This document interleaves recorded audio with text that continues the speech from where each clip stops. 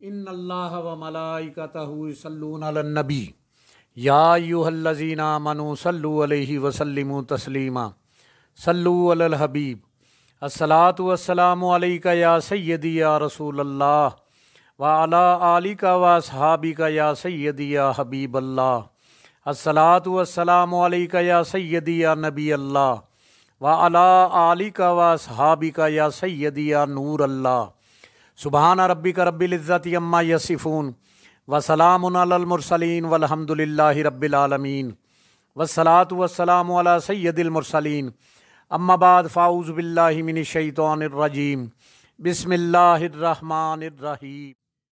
قیامت کے دن بندوں کی نیکی بدی کے حساب کے وقت جہاں بہت سے گواہ ہوں گے وہاں زمین بھی گواہ بن کر شہادت دے گی۔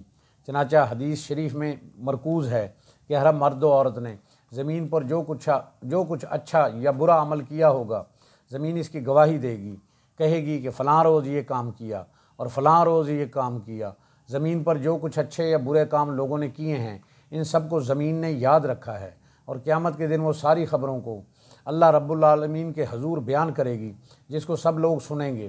اس مضمون کو اللہ رب العزت نے قرآن مجید میں ان لفظوں کے ساتھ ارشاد فرمایا ہے: جب زمین تھرتھرا دی جائے گی جیسا اس کا تھرتھرانا ٹھہرا ہے، اور زمین اپنے بوجھ باہر پھینک دے اور آدمی کہے اسے کیا ہوا، اس دن وہ اپنی خبریں بتائے گی، اس لیے کہ تمہارے رب نے اسے حکم بھیجا۔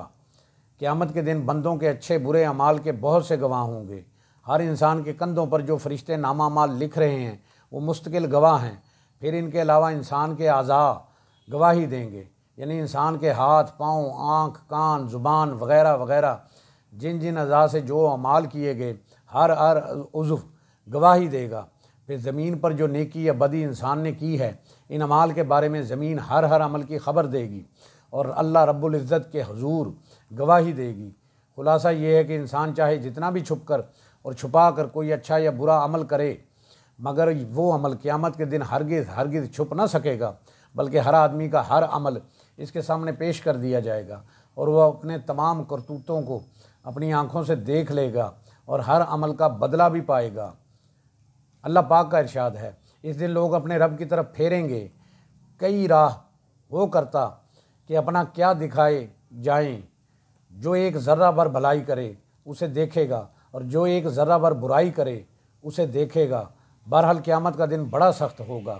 ہر آدمی کو اپنے ہر چھوٹے بڑے اور اچھے برے اعمال کا حساب دینا پڑے گا۔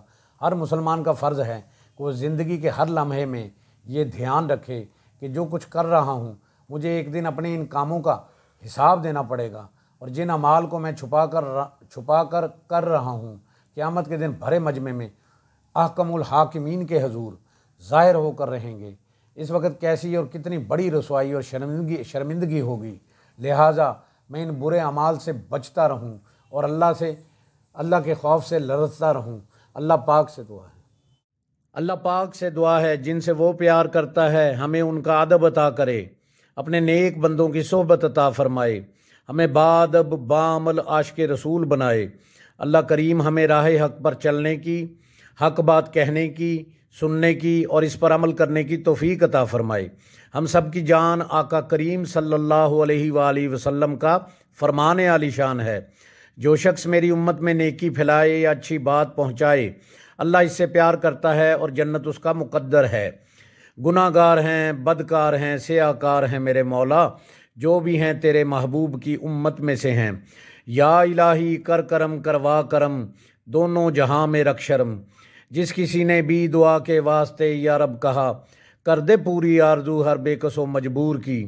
جس کسی نے بھی دعا کے واسطے یا رب کہا، کر دے پوری آرزو ہر بے کس و مجبور کی۔ آمین بجاہ نبی الکریم الامین، وآخر دعواہم ان الحمد للہ رب العالمین۔